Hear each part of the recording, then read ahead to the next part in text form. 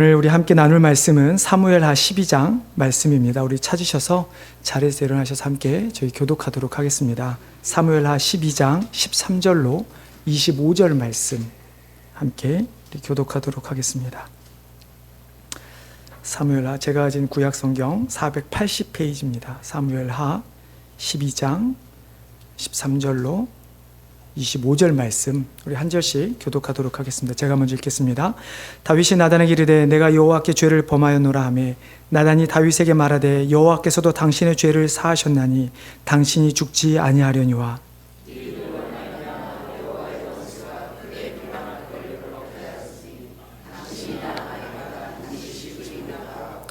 나단이 자기 집으로 돌아가니라. 우리아의 아내가 다윗에게 낳은 아이를 여호와께서 치심에 심히 앓는지라.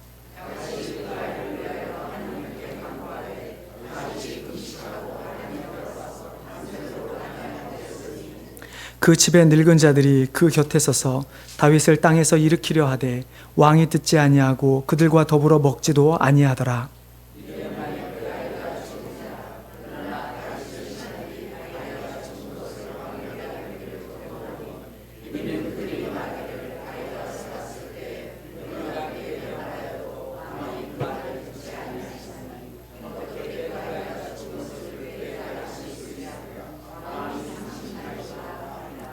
다윗이 그의 신하들이 서로 수군거리는 것을 보고 그 아이가 죽은 줄을 다윗이 깨닫고 그의 신하들에게 묻되 아이가 죽었느냐 하니 대답하되 죽었나이다 하는지라.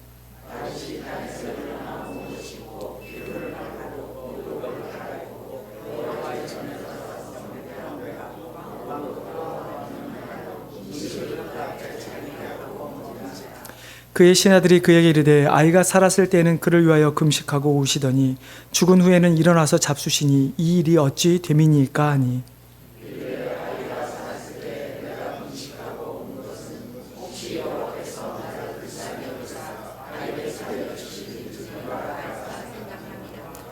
지금은 죽었으니 내가 어찌 금식하랴. 내가 다시 돌아오게 할 수 있느냐. 나는 그에게로 가려니와 그는 내게로 돌아오지 아니하리라 하니라.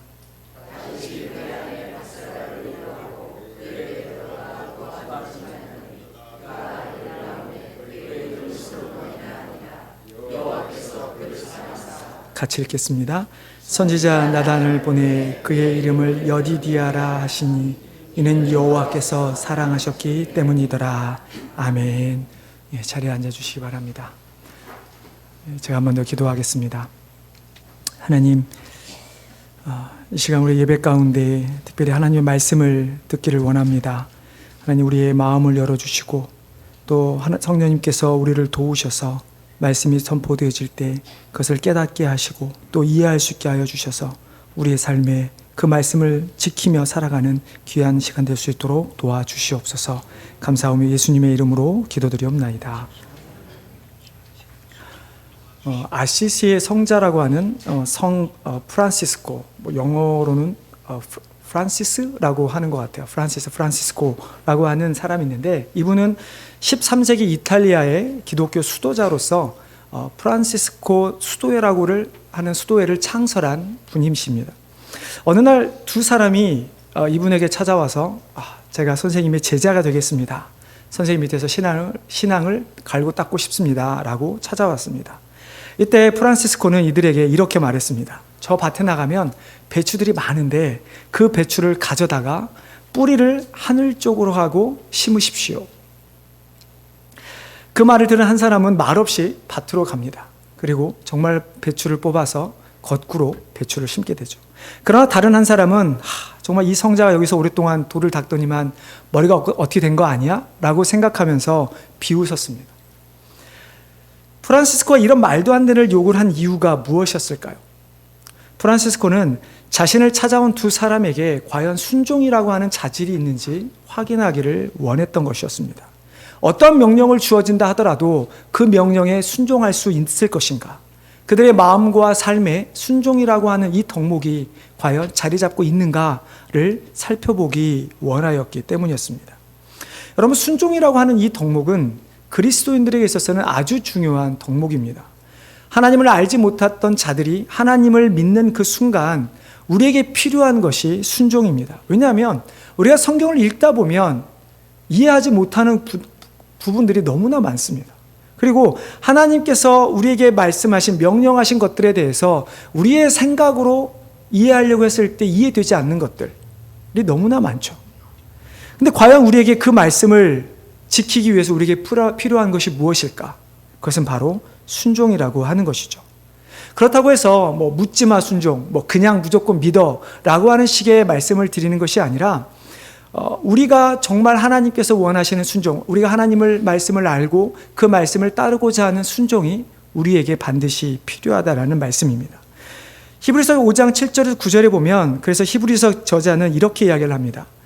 예수는 육체에 계실 때에 자기를 죽음에서 능히 구원하실 이에게 심한 통곡과 눈물로 간구와 소원을 올렸고 그의 경건하심으로 말미암아 들으심을 얻었느니라. 그가 아들이시면서도 받으신 고난으로 순종함을 배워서 온전하게 되셨은즉 자기에게 순종하는 모든 자에게 영원한 구원의 근원이 되셨다. 하나님의 아들이신 예수 그리스도조차도 이 땅에 오셔서 하나님 아버지의 말에 순종함을 통해서 온전함을 배웠고 그 온전함으로 말미암아 결국 우리 인간을 구원하는 구원자의 자리에 앉으셨다라고 하는 말씀이죠. 여러분, 사무엘도 실은 우리가 오늘 이 본문 말고 다른 사무엘상에 보면 사울 왕에게 비슷한 맥락의 이야기를 하죠. 어떤 이야기를 합니까? 우리 너무나 잘 아는 거죠. 사울 왕이 하나님께서 원하시는 것이 무엇입니까? 번제와 제사가 아니라 하나님의 목소리에 청종하는 것, 하나님 말씀에 순종하는 것이 왕이 드리는 제사보다 수당보다 낫습니다 라고 하는 이야기를 한 내용입니다. 이처럼 하나님께서 성도들에게 원하시는 것은 순종입니다. 그리고 그 순종은 우리 자신의 생각, 나의 방법을 버리고 하나님의 방법이 어떠하든지 오케이, 네 라고 하면서 그것을 받아들일 줄 아는 겸허함, 내 프라이드, 내가 생각하는 옳다는 것을 꺾고 하나님의 방법 앞에 무릎을 꿇는 겸손함이 필요하다는 것이죠. 자, 근데 여기서 우리가 생각해야 할 것이 있습니다. 과연 우리는 정확하게 무엇을 순종해야 하는가 하는 것이죠. 우리가 하나님 앞에 순종해야 됩니다. 말씀에 순종해야 합니다. 근데 무엇을 순종해야 하는 것일까요? 우리는 아이들에게 부모는 부모님께 순종하라고 가르칩니다. 여러분, 부모님께 순종하라 라고 하는 이 말이 무엇입니까? 부모의 말이 틀리든 안 틀리든 옳든 그르든 무조건 따르라는 이야기입니까? 아니죠. 우리 부모들은 아이들에게 가장 필요한 것을 제공하는 것이 부모입니다. 정상적인 부모라면 그렇죠. 그러면 그런 부모가 아이들에게 나쁜 것을 요구할까요? 아이들이 잘 될 수 있도록 아이들에게 가르치는 것이 부모고, 그렇기 때문에 우리는 아이들에게 부모의 말에 순종하라고 이야기를 합니다. 마찬가지로 우리가 하나님께 순종하라고 하는 말은 정확히 하나님이 어떤 분이신가, 하나님께서 이 말씀을 왜 우리에게 하셨는가, 왜 우리에게 이 명령을 하셨는가 라는 것을 깨닫고 그 깨달은 각자의 깨달음대로 말씀에 순종하는 것을 요구한다라는 이야기죠. 자, 그렇다면 우리가 하나님의 뜻을 어떻게 알 수 있을까요? 우리가 하나님 앞에 순종을 해야 되는데 그 하나님의 뜻을 또 알아야 하는데 그 하나님의 뜻을 아는 방법은 무엇일까? 그것은 말씀과 기도입니다. 제가 아마 많이 말씀을 드렸을 것입니다. 말씀과 기도라고 하는 것, 그것은 하나님을 믿는 성도들에게 주어진 특권입니다. 많이 설명을 드렸죠. 왜 이것이 성도들에게만 특권이 될까? 이 세상 많은 사람들이 성경을 읽습니다. 많은 사람들이 각자 나름대로 기도를 합니다. 근데 왜 특별히 이 말씀과 기도가 성도들에게 특권일까? 우리가 필요한 것을 얻을 수 있는 방법이기 때문일까요? 그것이 아니라 말씀과 기도를 통해서 우리가 하나님을 알 수 있게 되기 때문입니다. 나를 구원하신 하나님, 나에게 말씀하신 그 하나님이 누구이신가를, 하나님의 뜻을 찾을 수 있는 방법이 말씀과 기도이기 때문에 우리에게 특권이 되는 것이죠. 그렇기 때문에 하나님을 알지 못하는 자들에게 이 말씀과 기도는 특권이 되는 것이 아니라 그저 베스트셀러의 하나일 뿐이고 그저 자기들이 원하는 것을 얻기 위한 수단에 불과할 뿐인 것입니다. 성도는 하나님께 대하여 맹목적인 순종이 아니라 하나님이 원하시는 뜻을 찾아 순종하는 사람들이 되어야만 하는 것이죠. 그래서 오늘은 우리가 그 하나님의 뜻을 찾는 방법 중에 하나인 기도에 대해서 말씀을 나누고자 합니다. 과연 기도는 누가 해야 되는가? 과연 기도의 응답에 우리는 어떻게 반응해야 하는가? 여러분, 기도하면 가장 떠오르는 인물이 누구입니까? 아마 예수님일 것입니다. 우리에게 사복음 통해서 많은 기도의 방법이라든지 언제 기도해라, 어떻게 기도해라, 많은 것들 우리에게 알려주셨죠. 예수님께서 대표적으로 우리에게 가르쳐 준 것이 무엇입니까? 우리 주기도문이라고 하는 것인데, 정확히 성경에는 주께서 가르치신 기도라고 되어 있습니다. 그 주기도문 우리에게 알려주셨는데, 이처럼 예수님께서는 성경에서 기도라고 하면 우리가 가장 닮아야 할 인물이 바로 예수님이십니다. 자, 그런데 다른 질문을 한번 해보겠습니다. 누가 가장 간절히 기도할까요? 예수님을 빼고 한번 생각해 보시죠. 성경의 가운데 혹은 여러분들이 아는 사람들 가운데 누가 가장 간절히 기도를 할까요? 아마 그것은 과거나 현재, 미래를 통틀어 가장 간절히 기도하는 사람은 아마 부모일 것입니다. 부모라고 하는 이 사람들은 간절히 기도할 수밖에 없죠. 왜요? 내 자녀가 하나님 앞에서 잘 서기 위해서, 내 자녀를 위해 기도하기 때문에 정말 간절하게 기도할 수밖에 없을 것입니다. 여러분, 성경에도 수많은 부모들의 기도가 나와 있습니다. 특별히 어머니들이 한 기도가 많이 나와 있죠. 사무엘을 위해서 기도했던 한나라고 하든지, 아니면 룻을 위한 기도를 했던 나오미, 그리고 예수님을 위해 기도했던 마리아, 이런 것처럼 성경에는 여인들, 어머니의 기도가 참 많이 나와 있습니다. 그런데 오늘 본문에는 어머니가 아닌 아버지의 기도가 나와 있습니다. 누구입니까? 바로 다윗입니다. 오늘 다윗의 기도를 통해서 우리가 하나님의 뜻을 찾는 기도라고 하는 것이 어떻게 하는 것인가에 대한 것들을 한번 나눠보고자 합니다. 우리가 읽은 12장 전장에 보면, 11장에 보면 당시에 이제 전쟁할 시기가 찾아옵니다.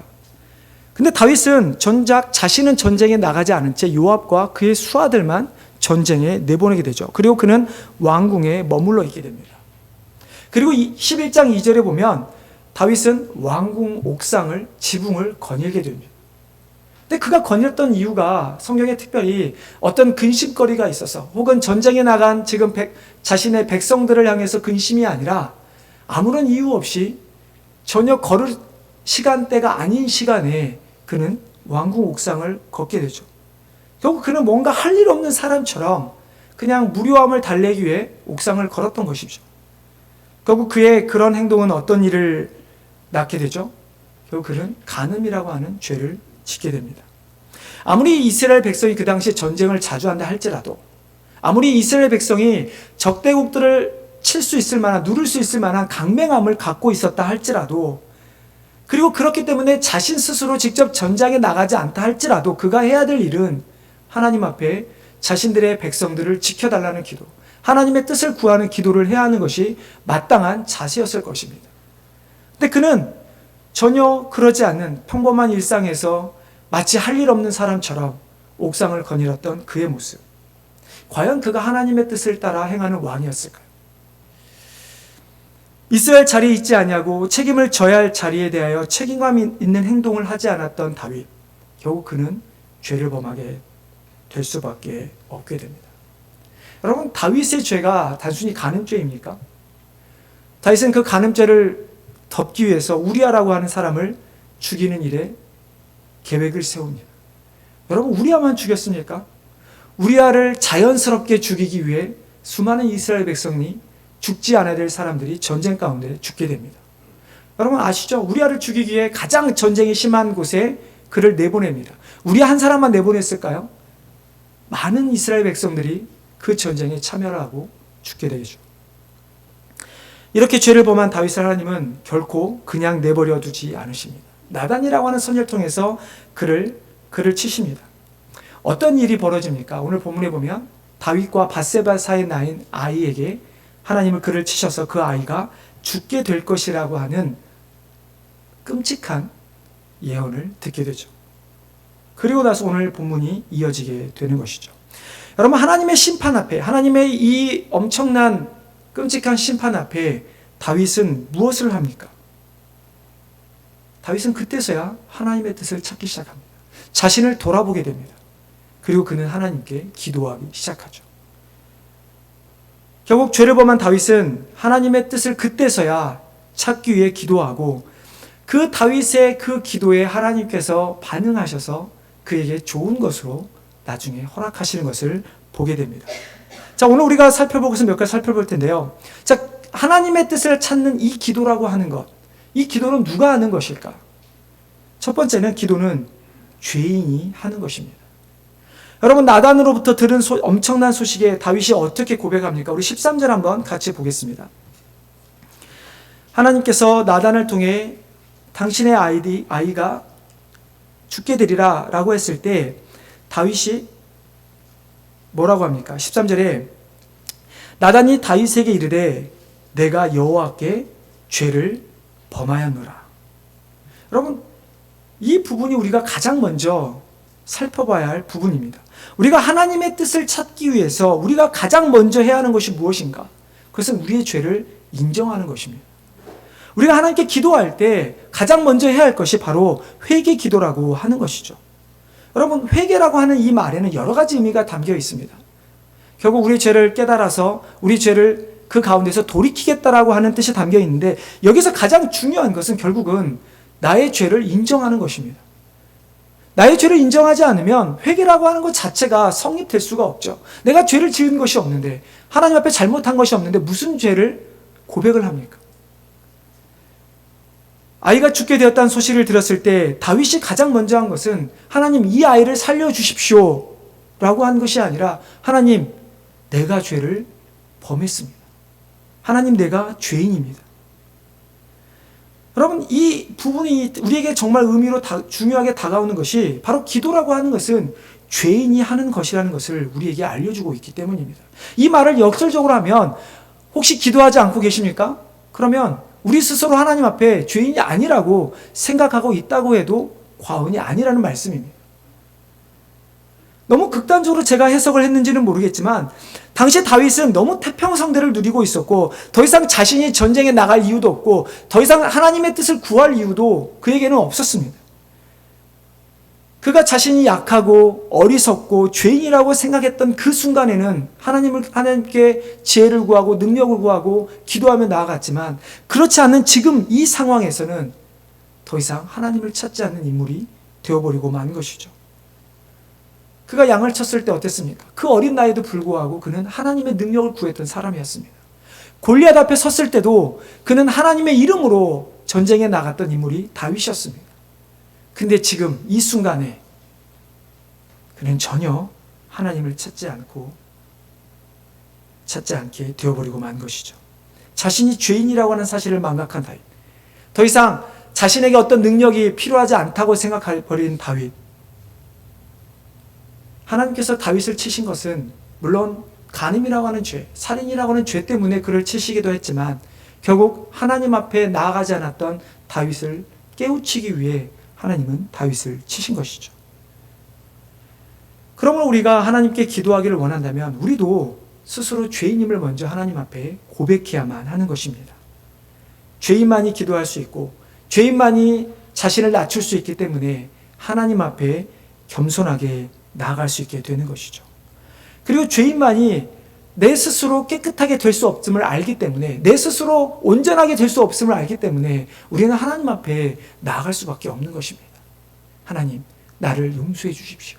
하나님, 내가 이만한 죄인이고 나는 이렇게만한 연약한 존재일 수밖에 없지만 내가 하나님 앞에 나아가오니 하나님, 내 죄를 용서해 주시고 나에게 능력을 더하셔서 하나님의 사람으로 살아가게 해 주십시오.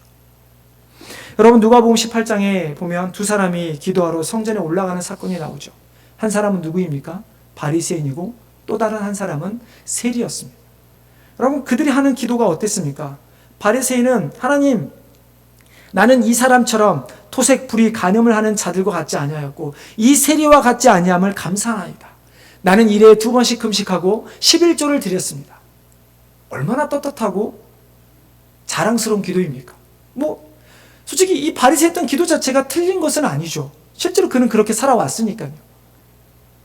근데 세리는 어떻게 기도합니까? 멀리서 감히 하늘도 올려다보지 못한 채 땅에 엎드려 기도하기를, 하나님, 나를 불쌍히 여기소서. 나는 죄인이로소이다. 여러분, 이 두 사람의 기도를 보며 예수님께서 누가 더 의롭다 말씀하십니까? 바로 이 세리가 더 의롭다 말씀하고 계십니다. 우리가 보면, 우리 기준으로 보면 바리새인이 훨씬 의로운 사람이 되어야 합니다. 그는 전혀 죄를 짓지 않습니다. 그는 금식까지 합니다. 그는 하나님 앞에 11조도 드립니다. 얼마나 경건한 생활을 하고 있습니까? 그럼에도 불구하고 예수님께서 세리가 더 의롭다 하는 이유는 그 세리가 자신이 하나님 앞에 죄인임을 고백했기 때문입니다. 내가 죄인이 것을 깨닫지 못하는 나의 모든 행위는 하나님 앞에 받아들여지지 않는다는 것을 우리는 기억해야 할 것입니다. 그래서 우리가 하나님의 뜻을 찾기 위해서는 우리가 그 뜻을 찾기 위해 기도할 때 먼저 내가 스스로 하나님의 뜻을 온전히 깨달을 수 없다는 죄인임을 고백하며 나아가는 자세가 반드시 필요하다는 것을 기억하시기를 바랍니다. 여러분, 우리의 기도의 두 번째는 우리의 생명을 다하는 기도를 해야 하는 것입니다. 하나님께서 아이를 치셨을 때 아이가 심히 앓게 되었다 성경은 말씀합니다. 그때 다윗의 행동은 어떻습니까?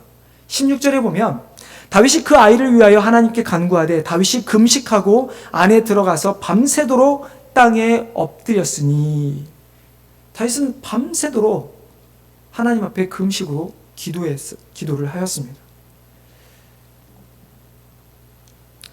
다윗은 하나님께서 아이의 생명을 내가 거두어 가겠다라고 말씀하셨을 때 그는 이미 하나님의 뜻을 알고 있었습니다.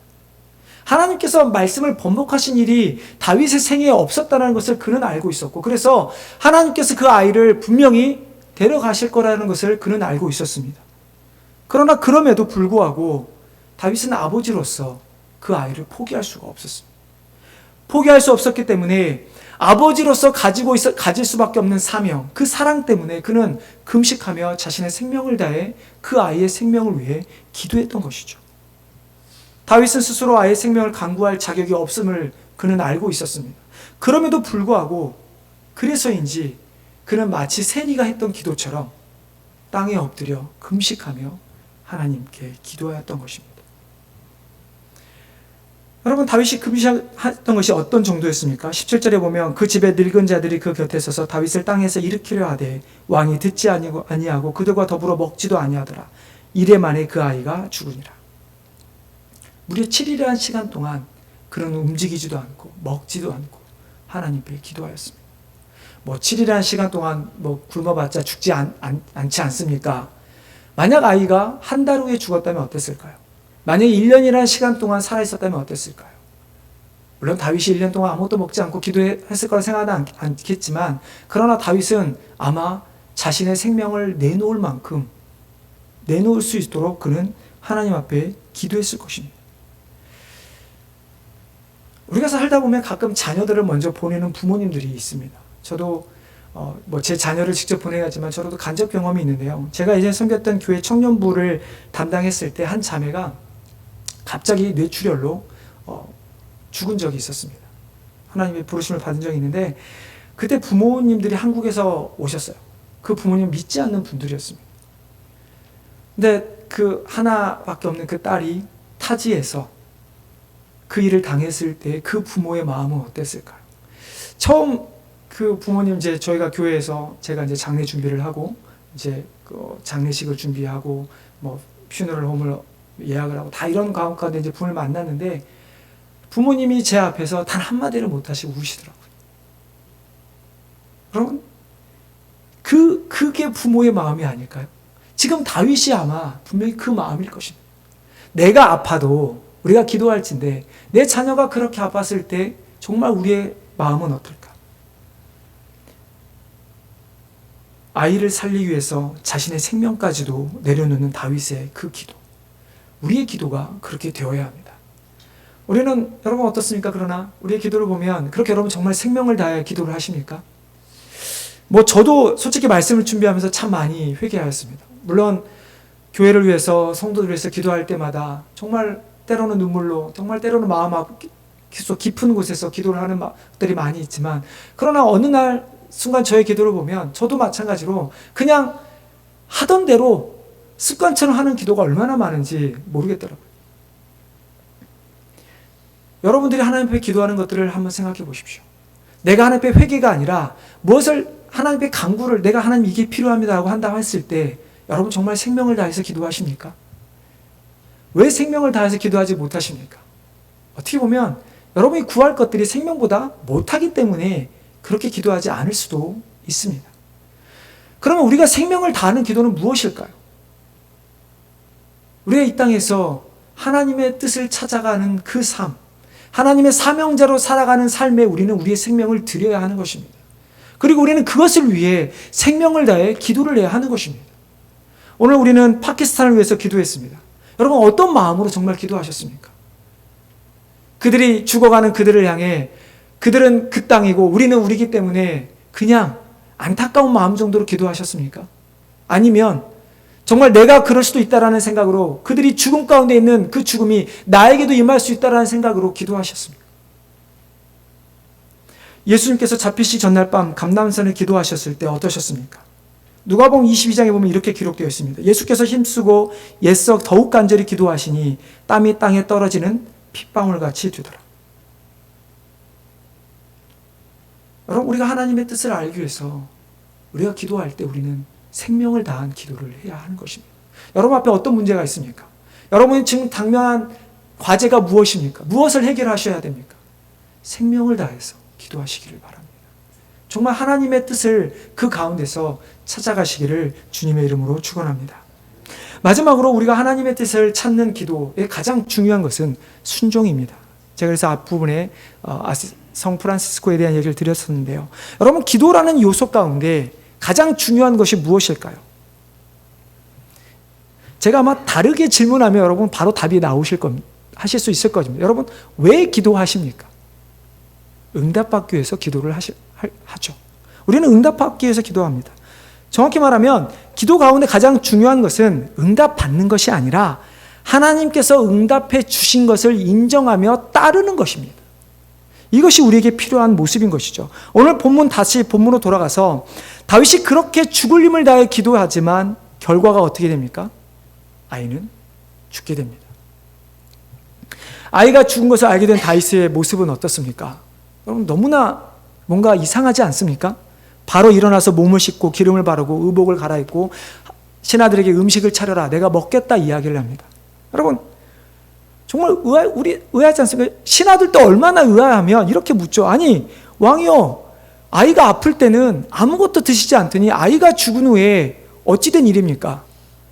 이게 상식적인 모습 아닙니까? 생각해 보십시오, 여러분. 누군가가 아프다가 누군가가 소천합니다. 죽었습니다. 그럼 여러분 어떻게 합니까? 우리는 더 슬퍼하죠. 더 슬퍼하고 더 애도를 해야 되는데 지금 다윗이 보이는 모습은 갑자기 무슨 일이 있었냐는 듯 일어나서 씻고 옷을 갈아입고 먹겠다 합니다. 여러분, 이에 다윗이 어떻게 대답합니까? 우리 22절, 23절 말씀 우리 한번 같이 읽어보겠습니다. 사무엘하 12장 22, 23절 말씀 읽어보겠습니다. 자, 시작.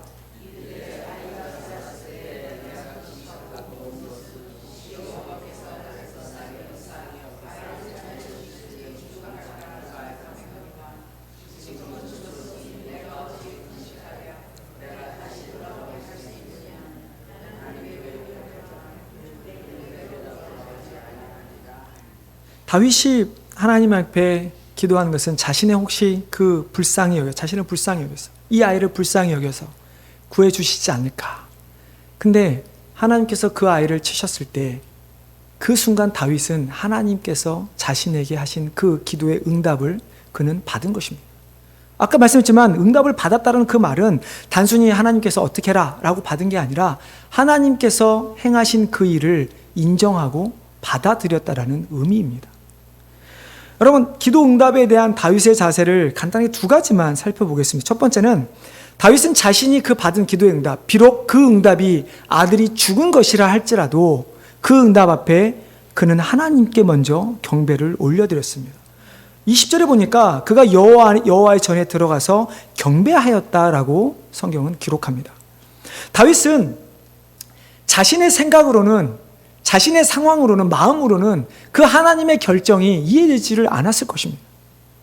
그럼에도 불구하고 다윗이 알았던 거 하나는, 그 상황에서 분명히 깨달았던 한 것은 하나님은 나보다 크신 하나님이시고, 나보다 크신 하나님이시기에 어떠한 상황에도 오류가 없으시고 모든 것을 다 하나님의 뜻에 맞게 가장 완벽하게 다스리는 분이라는 것을 그는 깨닫게 된 것이죠.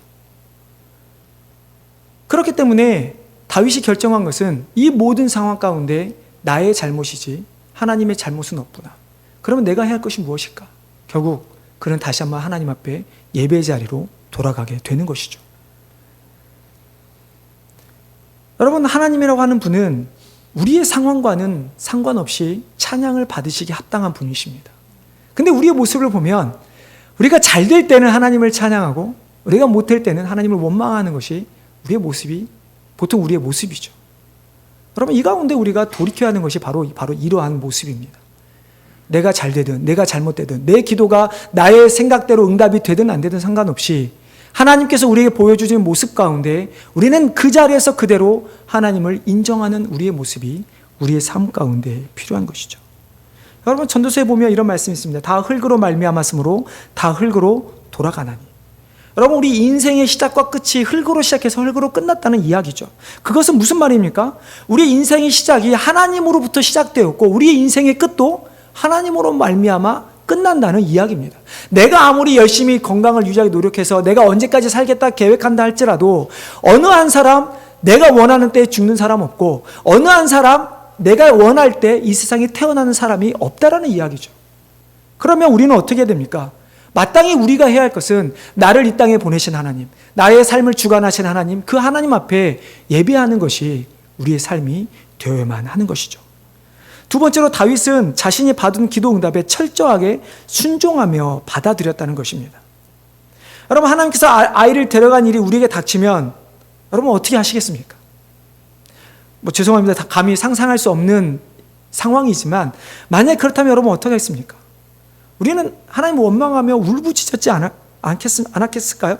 하나님, 어떻게 이 아이를 데려갈 수 있으십니까? 내가 어떻게 기도를 했는데 이 아이가 나에게 어떤 아이인데.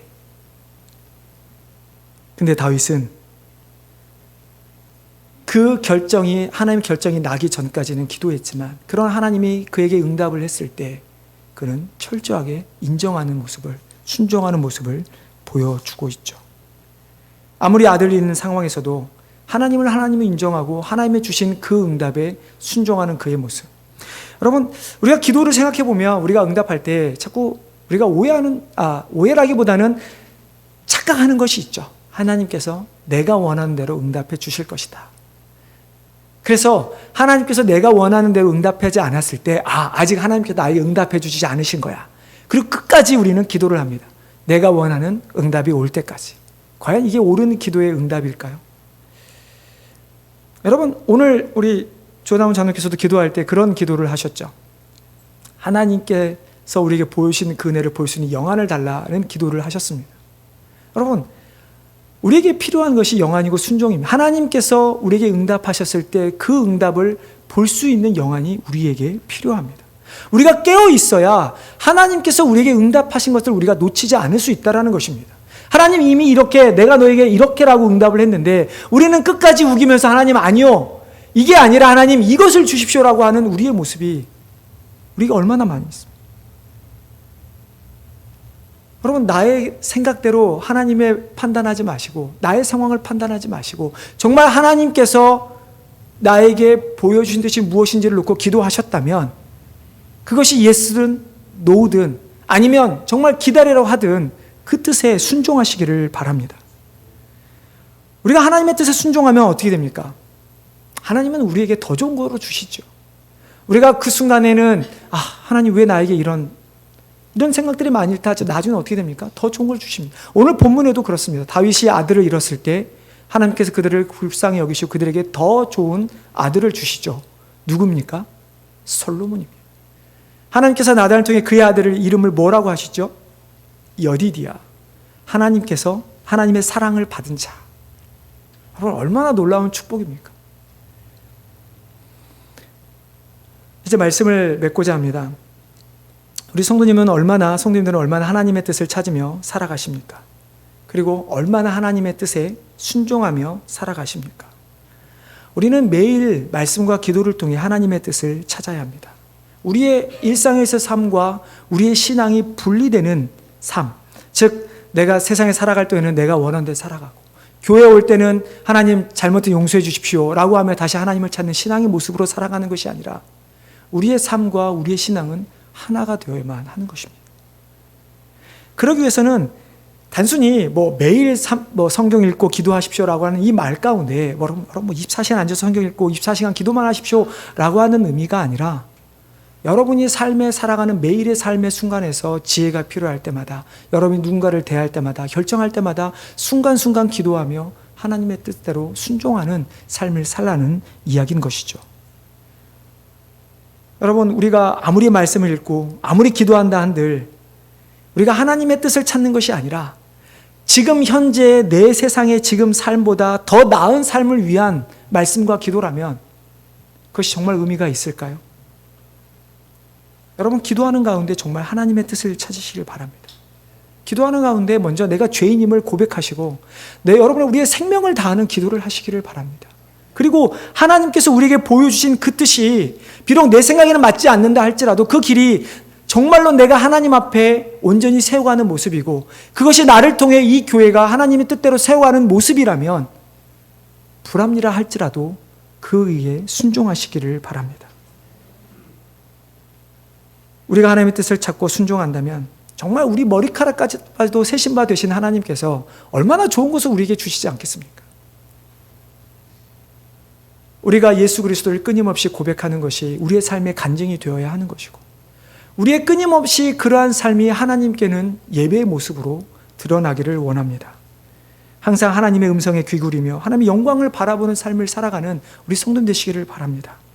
정말 우리가 우리의 삶에 그러한 우리 삶과 그 믿음이 일치되는 그 삶을 통해서 정말 내가 말하지 않아도 내가 입으로 복음을 전하지 않는다 할지라도 누군가에게는 복음이 될 수 있는 간증의 삶을 사시기를 바라며 그것이 하나님께 영원한 찬양과 예배가 되는 귀한 삶을 사시는 성도님 되시기를 주님의 이름으로 축원합니다.